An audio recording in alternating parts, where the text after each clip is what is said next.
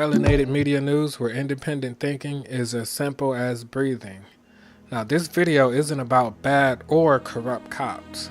This video is about a system that turns honest men into corrupt cops once they put on a uniform. Too often we hear phrases such as, there are no good cops, the system is broken, F the police force started during slavery, the police are never charged for shooting unarmed black males, etc., etc. Even if these statements are all true, it doesn't give us an in-depth look at the issue.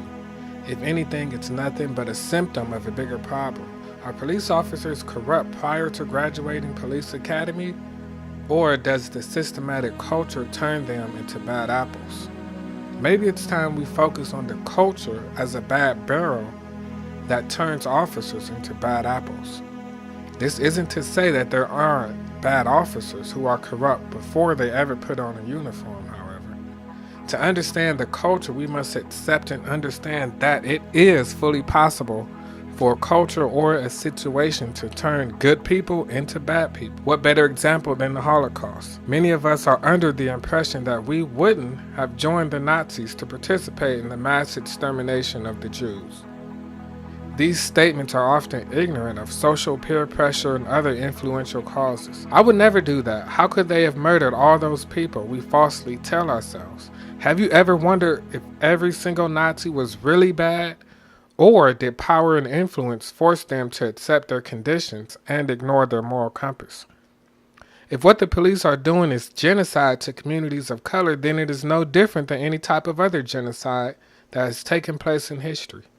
People are peer pressured and influenced to commit these acts.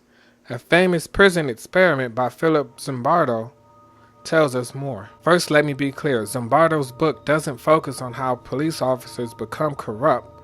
I'm just drawing similarities between the information in his book and police officers. Phillip Zimbardo's book, The Lucifer Effect, Understanding How Good People Turn Evil, details his famous Stanford prison experiment that uses college students as guards and inmates. This study of human nature revealed that under the right circumstances, perfectly nonviolent people can indeed become violent and abuse their power. Are the police any different? So how did college students with no criminal history turn into Nazi-like guards in this study? Is it the same way a well-intentioned cop shoots an unarmed black man with no remorse? Zimbardo's book uses other studies to support his theory. During the prison study, the best guard, Jeff Landry, shared the night shift with Mr. Hellman, the worst guard. Mr. Landry never once attempted to get Mr. Hellman to relax or remind him that this was just an experiment with harmless college kids. Could this experiment explain why the cops remain silent on the injustices that they see being done on their watch? The same can be said for the Nazi SS doctors. Just like the guards in the prisons and the police in the real world, the Nazi doctors involved at the Auschwitz death camp eagerly participated in the extermination process of the Jews. Zimbardo references Robert Lipton's Nazis doctor book. They never prevented bad guards from abusing the prisoners, complained to the staff, left their shift early, or came to work late. They never refused overtime or demanded overtime pay. Instead of saving and protecting lives, the Nazi doctors helped take them, just like we claim many police officers do. So how do good people turn into corrupt cops? While there are more, I've highlighted 5 reasons that stood out to me. Let's start with de-individualization. Police uniforms play a major role in this. Research shows that uniforms change our mental function and expands the present moment. One of the Nazi SS leaders, as a defense during the Nuremberg trial, said he was only following orders. Don't blame me, I was only playing my role at that place. That isn't the real me. How many times have we heard police officers say that they're just doing their job? Zimbardo says rules are formal, simplified ways of controlling informal, complex behavior. Over time, rules take on a life of their own and the force of legal authority, even when they're no longer relevant, are vague, or change with the whims of the enforcers. Taking away our individuality means we're less likely to speak out against injustice within the group, which leads us to reason number 2, peer pressure. Peer pressure doesn't just apply to teenagers. We all want to be a part of an inner ring. The inner ring, according to Zimbardo, is nurtured from within the ring. Peer pressure can't exist without that push from self-pressure for them to want you. This is what makes people willing to suffer through painful, humiliating initiation rites and fraternities. It also justifies for many of us the suffering of a lifelong existence of climbing the corporate ladder. Out of millions of police brutality situations, it would be foolish and unrealistic to think that peer pressure isn't playing a role in officers remaining silent. Zimbardo goes on to state that authorities can command total obedience, not through punishment or rewards, but by means of the double-edged weapon, the lure of acceptance coupled with the threat of rejection. So strong is this human motive that even strangers are empowered when they promise us a special place at their table of shared secrets, just between me and you. Police officers face pressure from protecting people who may not appreciate them, while at the same time are pressured to remain silent on police brutality. In his book, Zimbardo details a process known as functional magnetic resonance imaging, which basically is a long way of telling us which brain regions light up when a person engages in a task. According to neuroscientist Gregory Burns, when we make independent judgments that go against the group, your brain will light up in areas associated with emotional salience, which means that resistance creates an emotional burden for those who maintain their independence.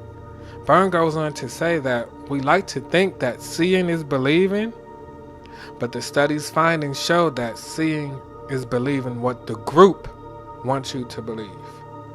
Which brings us to number 3, suspension of cognitive control.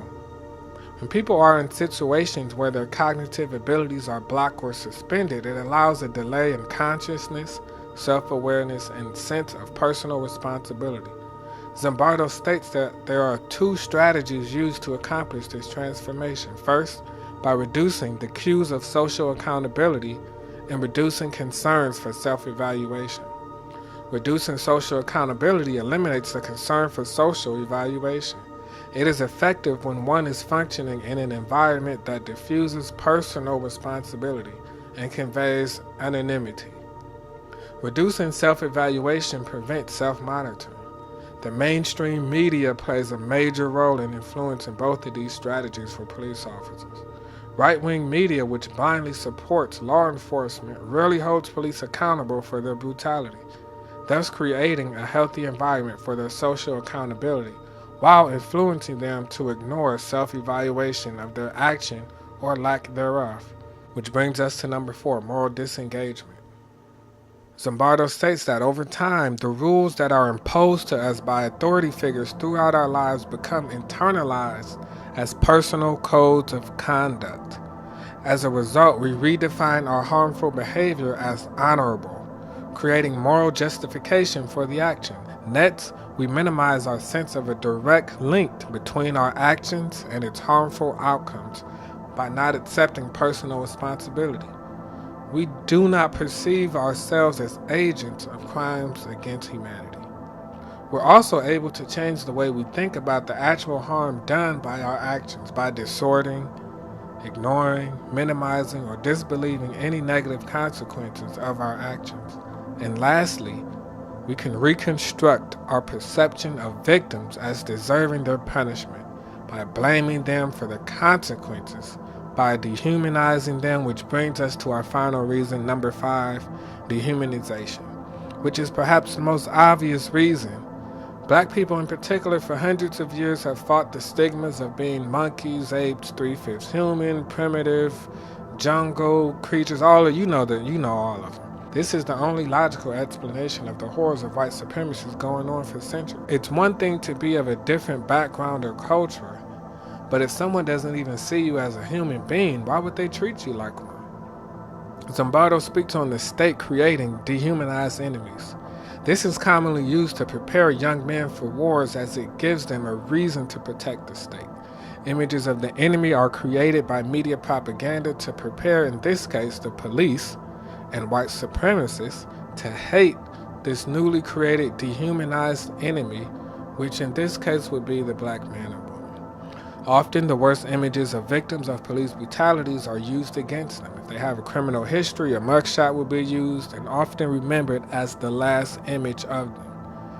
Mike Brown having marijuana in his system was echoed in right-wing media more than him being enrolled in college. Any negative stereotype associated with black people is used to maintain this dehumanized aura of the enemy of the state. When Mike Brown was shot by Officer Darren Wilson, he described Brown as a monster, even though he was unarmed.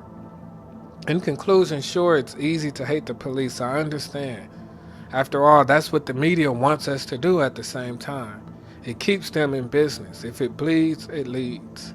However, have we reached the level of awareness to understand that the same system that wants to justify your hatred for black males is also manufacturing white supremacist cops, and for us to hate them? Holocaust survivor John Steiner found that hundreds of former Nazi SS men led normal, violent, free lives prior to working in the concentration camps. They were quote-unquote regular people. Social philosopher Hannah Arendt published a report on Adolf Eichmann, a Nazi figure who arranged the murder of millions of Jews, who said he was just following orders. Half a dozen psychiatrists have certified him as a normal, sane person. However, how many major Hollywood films are produced from the perspective of the soldier? It's because that narrative doesn't sell. And we have been conditioned to only hear one perspective. If we are going to continue to pay police officers salary and call them, we must attempt to understand police culture. But first, we must understand human nature. Remember to think independently. Your future depends on it. Stay tuned for more Melanated Media news.